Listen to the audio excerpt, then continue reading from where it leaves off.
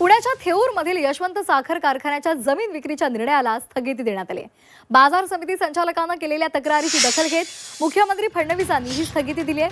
मुख्यमंत्र्यांनी स्थगिती दिल्यानं हा पालकमंत्री अजित पवार यांना शह मानला जातोय. सोबतच महसूल विभागाच्या अतिरिक्त मुख्य सचिवांना या व्यवहाराची तपासणी करावी असे आदेश सुद्धा दिलेले आहेत. कृषी उत्पन्न बाजार समितीच्या वतीनं 299 कोटी रुपयांचा व्यवहार झालेला होता.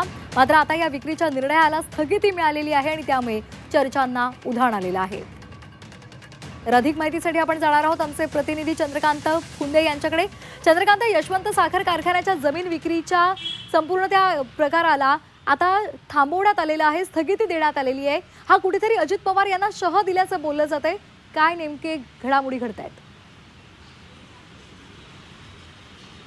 होय, अगदी बरोबर आहे.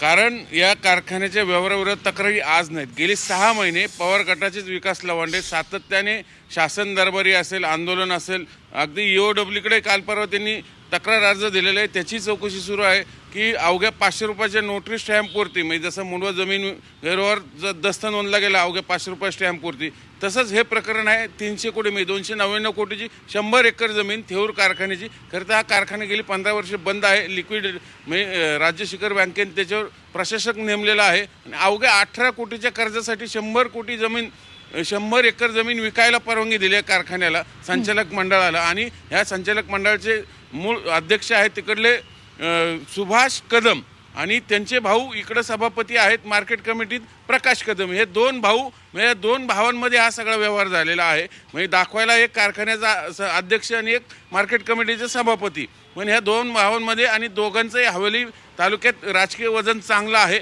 ते अजून सध्या तरी दादांसोबत आहेत, ते भाजपसोबत नाहीत. ते सांगत नाहीत नेमकं कुठल्या पक्षात आहे. मग त्यांनाच चेकमेट देण्यासाठी ही काढली का? कारण अजित पवारांनी कॅबिनेटची परवानगी घेऊन हा कारखाना विक्रीला मान्यता आणलेली आहे. आज नाही गेले, कारण अनेक तक्रारी आहेत. त्यानंतर शरद पवारांनी याची चौकशी करावं असं पत्र दिलेलं आहे, तरी काही करत नव्हतं शासन.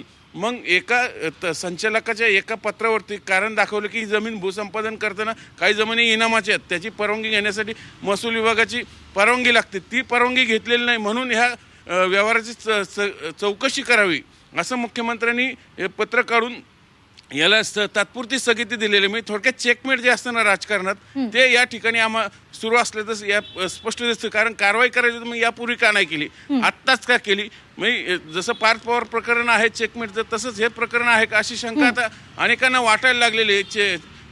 कारण झेडपीचे इलेक्शन आलेले आहेत, महापालिकेचे इलेक्शन स्थगिती मिळालेली आहे, चौकशीचे आदेश सुद्धा दिलेले आहेत. पण या चौकशीमधून काही निष्पन्न होतं का हे पाहणं सुद्धा महत्वाचं आहे. धन्यवाद चंद्रकांत दिलेल्या सविस्तर माहितीसाठी.